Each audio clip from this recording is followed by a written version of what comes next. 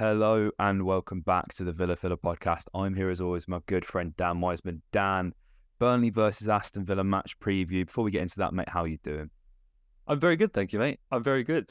I thought we'd kick off this episode with a little bit of admin, if you don't mind. Of course. We've got to thank everybody that's been and reported the mystery AI YouTube channel. If you haven't seen, I put a post out a couple of weeks ago. Dan put a post out on his socials a few days ago. There is a channel that's seemingly fused, like using some AI bot, Dan and I's voices, and is using it to recreate Villa content. And whilst imitation is obviously the greatest form of flattery, it is a little bit annoying, and it's getting some pretty good views and everything like that. And I can't help but feel that everybody who's watching that channel would be getting far more out of their kind of viewing experience if they were listening to like the real you and I. So if you haven't reported it already, if you head onto our channel, there's a post where I linked everybody out to it. Dan's linked to it on his socials, but for everybody who has reported it, thank you very much. And then I also wanted to thank everybody, all of the amazing listeners that have donated to my Just Giving page as well. I wanted to give you guys a shout out. There are a whole bunch of you. Peter Hayward, $20 all the way from Australia. Wow. What a man. What a man. So generous. So generous. Scrumps as well gave us a tenner. There's an anonymous listener as well, sent in tenner. Paul Mayland sent in a few quid as well. Honestly, it's been amazing. We're up towards £100 now, which is fitting because, yeah, for everybody that doesn't know, I'm running 100 miles for the Villa Foundation. We're about 10 or so miles in. I've got a few more weeks to do it. So it's roughly, give or take, a 5K every day. So it's nothing crazy, but the link is in the description. So yeah, just wanted to start the episode out by just thanking everybody that's doing the God's work on both of those fronts. Absolutely, yeah. There's if you guys can even if it's just a little amount, donate to Dan, that'd be great. It's obviously going towards a great cause with it being the foundation. Even if it's just as much as a cup of coffee, whatever you guys can afford is obviously massively appreciated. And yeah, I mean, the less said on that AI thing, the better. Scary times we're living in, mate. I feel like It really is. we're kind of in a bit of a Black Mirror episode. You say that as somebody who's never watched Black Mirror, by the way, but understand the premise. You're not far off. You're not far off. Yeah, I think I'm always there. This is going to be a really interesting game, mate. Burnley versus Aston Villa. It's in recent years not really been the most entertaining of fixtures, has it really? And Turf Moor has actually been, it's not been the happiest of hunting grounds. It'd be rude of us not to mention Ben Mee in this fixture, albeit playing for Brentford at the moment.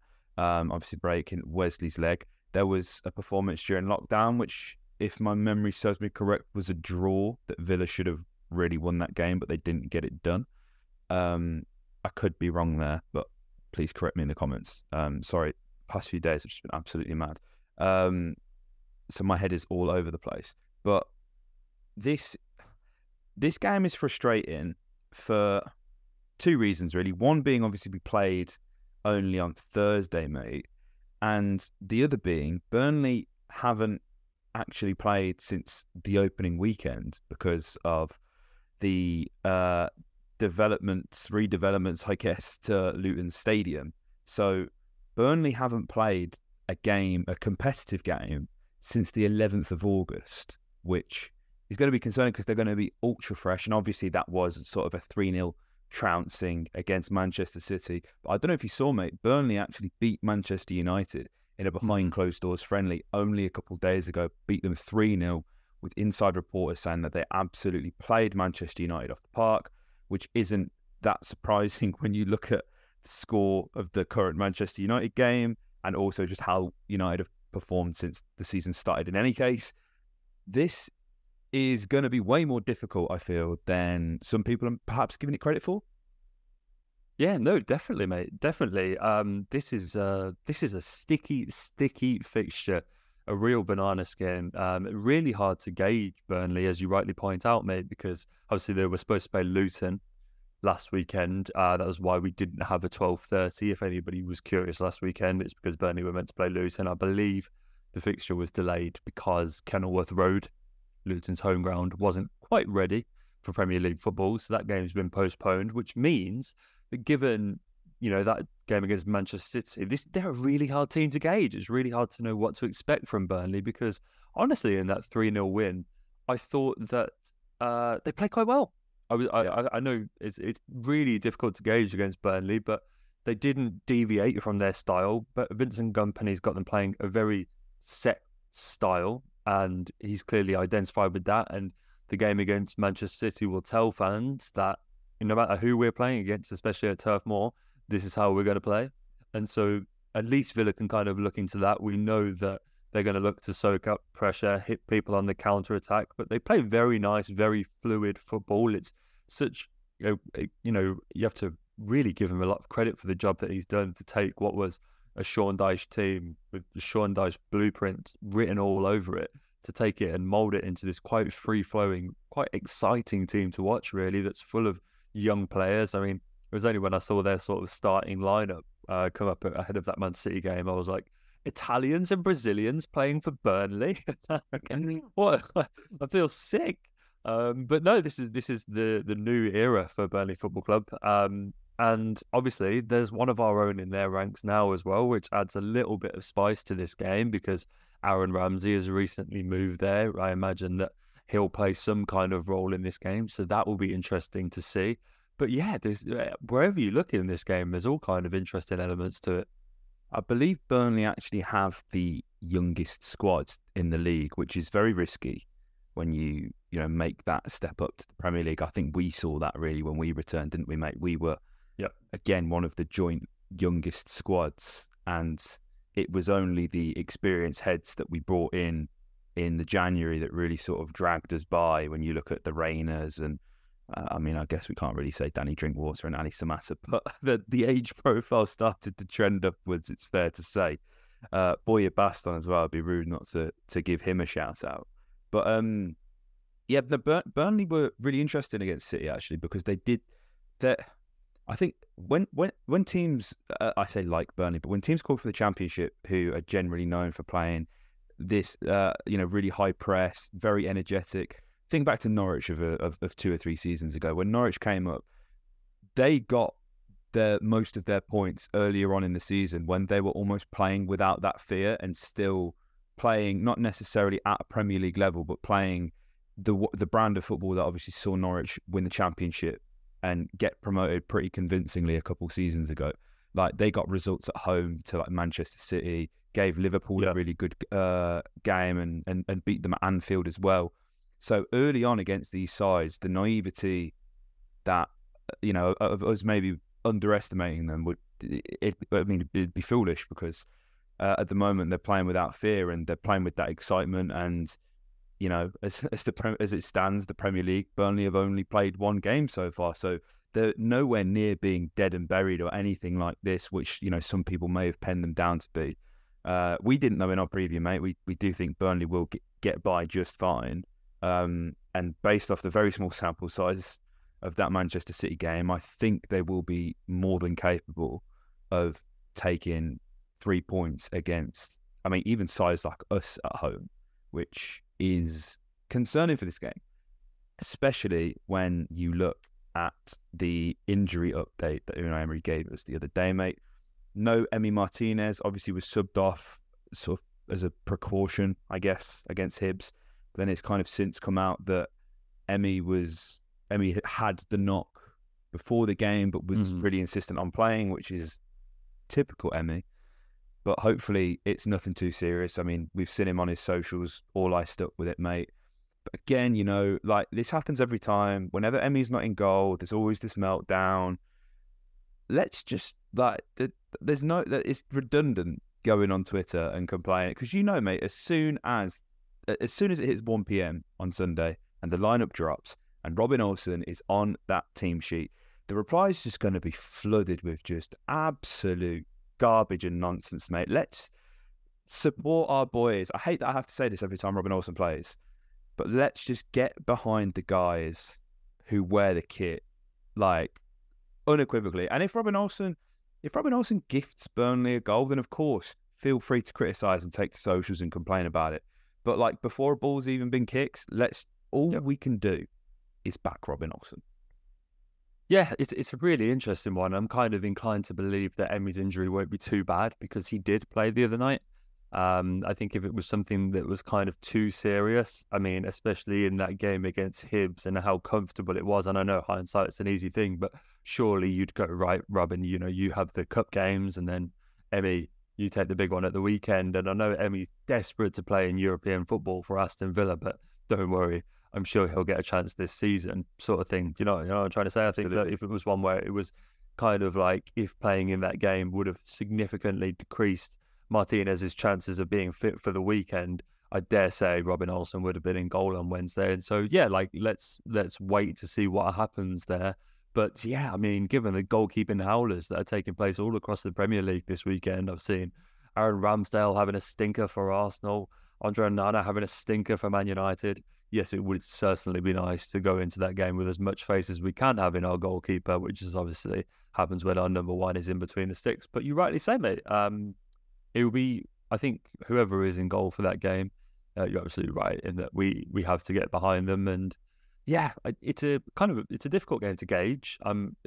Typically kind of looking into it whilst you've been talking there, mate, as you say, we've not really fared too well on the road against Burnley, but it's usually the away side that doesn't have a lot of luck in this fixture, to be honest with you. So the home side doesn't have a lot of luck in this fixture, I should say. And that I think in only 3 of the last 10 games have the home side come away with all 3 points. So generally, it's the away team that comes and does quite well in this fixture. The last time we went to Burnley, we went and got a 3-1 win. That was a really one of the better evenings, or afternoons, I should say, under Steven Gerrard, wasn't it? We went there in May as the season was coming to an end. Ings and Buendia and Ollie Watkins all got on the score sheet that day. It was, one of the more comfortable evenings in Gerrard's, albeit short tenure.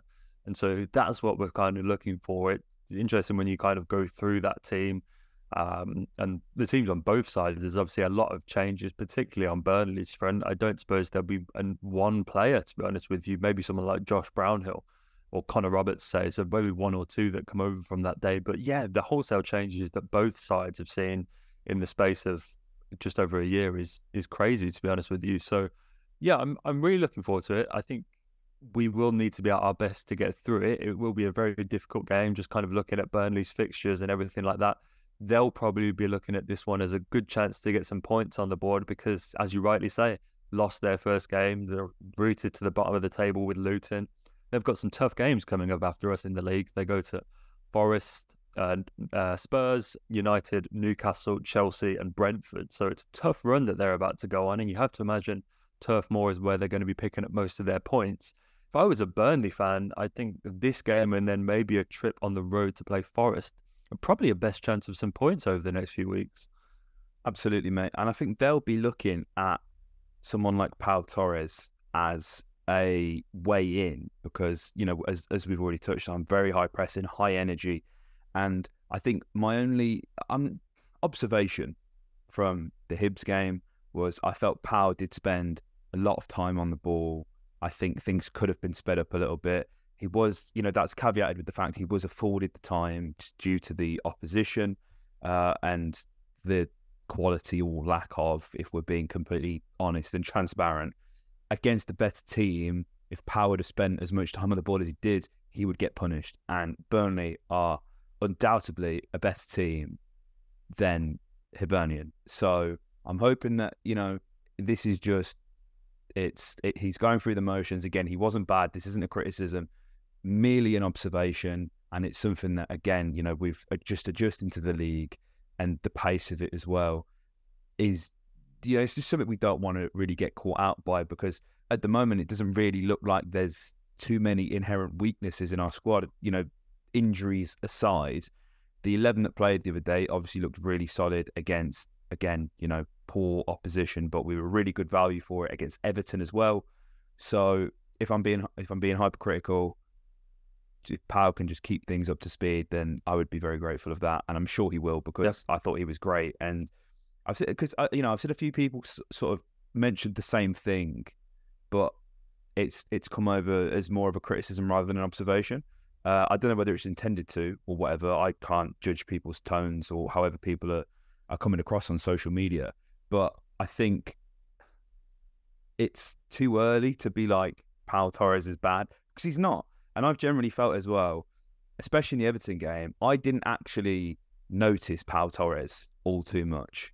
And for a centre half, that's the biggest compliment that you can give, right? The fact that he's as classy as he is. Obviously, I think he progressed the ball something like 40 times, so it's sort of ridiculous. He's got really good progressions, but off the ball, he wasn't getting himself into too much trouble. There was, in that game specifically as well, I didn't feel like he was spending too much time on the ball and all that. So, the biggest compliment for someone like Pau is, if I'm not seeing what you're doing, you're generally doing a good job. You're absolutely right, mate. You're absolutely right. He's a player that you have to, I think we need to sort of say early doors, you're going to have to take the rough with the smooth with Pau Torres. And Absolutely. you signed a defender that's so progressive and is always looking to play line splitting balls and everything like that, just as the case would be with a midfielder performing a similar role, or any other player on the pitch who is trying to break lines with passes, trying to progress the ball, as you say, dribble, hit long passes. Not all of those passes are going to connect. Some are going to be intercepted. Some are going to put Villa on the back foot. But it's important to, treat it as long as this is contributing to a net positive, this is absolutely fine. But I mean, Pau Torres is someone that's going to be, dare I say it, a very different centre-back to almost any other Villa have had in history. This is like a completely new era of defender that I don't think really Villa have going to have seen too much on a defender that you sign to, not just a fullback, but a centre-back that you sign to improve going forward. Is like, even in this day and age, it's something that it takes me even a little while to kind of get your head around. But it's all about contributing to that net positive. It's all about him being the one that starts the moves, that pulls off balls that other centre-backs can't. But yes, as you rightly say, mate, especially in these early days, not all of those are going to come off. And so, yes, I think especially against a counter-attacking team, you do have to kind of take the rough with the smooth with Torres. And he'll be aware of that. But on the whole, I think the sides have been really, really good so far. And he's going to come up against, he's played against quality opposition all his life. But this is a different league. There's a different pace to it, different kind of teams, different kind of strength to the game and everything like that. So, there will be an adjustment period. But I think as fans, we have to adjust to Pau as well. Absolutely, mate. Absolutely. And I think for me, like, the litmus test of like how people rate centre-halves is John Stones. I find if people don't rate John Stones, then I'm just like, well, you clearly don't understand what the modern centre-half does or needs to do or should aspire to be. John Stones is genuinely world-class. I think people are like opening their minds to that now. I think the past sort of 6 to 8 months has been really good for his personal PR and stepping into new positions and all that kind of stuff. But I mean, they're both very similar in the aspect of how they look to progress the ball. And if Pau, I'm sure Pau can become just as good, if not better, than John Stones, which is obviously exciting for us. Got an interesting stat here, mate. There is context to caveat it, but so this is specifically about the length of games. So the two longest matches in terms of time in total in the Premier League this season have actually both involved Aston Villa. Both of our games have been the longest games so far in the Premier League. And so against Everton, we ran for 107 minutes and 39 seconds. Against Newcastle, and against Everton, it was 108 minutes and 3 seconds. So that is the average game length I've got here. That is the nearest is 107 minutes and 51 seconds, which is Chelsea, I believe. Crazy. If my data is correct. So obviously, but the caveat to that is we've had two huge injuries in Tyrone and Emmy, which are obviously going to add on. But I mean, we know that Emmy is Martinez, that is the sort of master of dark arts. And we know he is prone to, holding on to the ball for a little too long or spending a little time on the ground. All of it is in good spirit, but obviously the Premier League are looking to stamp out. It'll be interesting to see how that goes on. I think we was talking about it off air the other day, mate, weren't we? About added time, and it'll, I reckon by game week 10, really, there will just in general be a lot less added time, because I reckon players will just stop wasting time, really, won't they?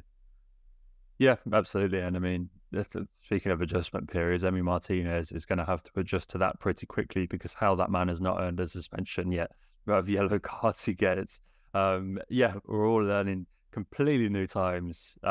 It's really interesting you say that, and dare I say, Burnley have played some of the least minutes of all the Premier League teams so far this season, because they've obviously played a whole less 90. So we've had a lot more time on the grass. It's interesting how you can spin that both ways, isn't it? Burnley playing a game versus not. Depends on how you see that glass, whether it's half full or half empty. Some fans will look at that and go, "Oh, that's more time on the training pitch. We're going to be fresh right out the gates and everything like that." Other fans will say, "Well, there's only so much that on the training ground stuff, even behind closed doors, friendlies can represent, and there's nothing like playing competitive matches at the weekend to kind of raise those fitness levels." So it would be interesting. From one kind of pointless stat to another, can I give you my one? Absolutely. I just thought this was quite a nice coincidence. So after losing 5-1 to Newcastle in their first Premier League game this season, Aston Villa won 4-0 against Everton on match day 2.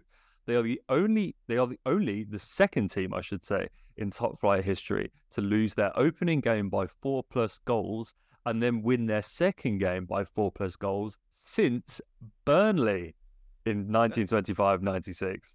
Thank you very much. Wow. That's you the go. king of pointless stats. That's brilliant. That's all that you can say about. But what's even more interesting, if you go another level into that, in that game that Burnley lost by 4+ goals on the opening day was against Aston Villa, and we beat them by, and this might be a good note to lead into our predictions on, 10-0. So no way. Here's hoping. Yeah. Are you joking? First game of the 1925-1926 season. Aston Villa 10, Burnley 0. But then Burnley bounced back in a big way, 4-0 against Leicester. Oh my God, that's brilliant. Yep. There you go. That's not even a pointless stat. That's brilliant. This is the insight that you can't get from AI-generated podcasts. No fucking AI is telling you this shit. I fucking promise you. You can only get this here on the Villa Filler. Only here. This reaction as well. Oh my God, that's brilliant. That's the king of pointless stats. There you go. Tell you what, that's the TikTok there. That's like, remember the Jacob Ramsey one that we got oh yes, yeah, found on really. And it was to be the first, because the stat was and this is literally an Opta provided stat, by the way. That Jacob Ramsey, it was the final game of the season. Who did we play? I can't remember who we even played now. Final game last season. If Ramsey scored in that game, it was his birthday. If Ramsey scored, he'd be the first player to have scored on his birthday, and that have been the final day of the season. And the comments on TikTok just, they were brutal. I was like, but this is a real stat. This isn't made up. People in the comments were like, and if Harry Kane scored a goal, then he's scored a goal. I'm like, what? But it did really well. It did really well on TikTok. So I think that's our TikTok clip for the podcast. There you go. There you go. Wow. But before, mate, obviously, as you said, predictions before I got sidetracked talking about TikTok. How confident are you feeling about this? I know we're sort of cautiously optimistic, I think is fair to say, after this conversation.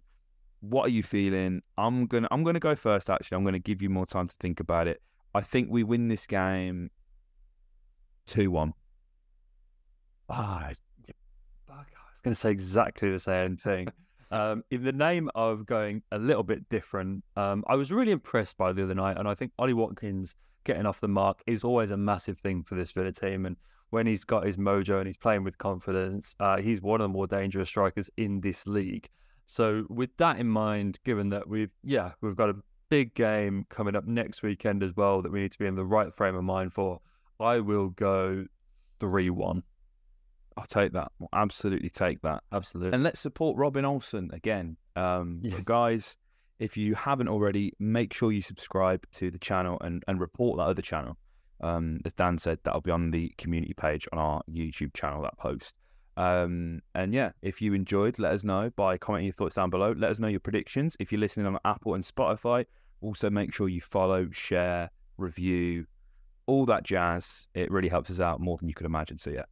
Like, comment, subscribe, and up the Villa.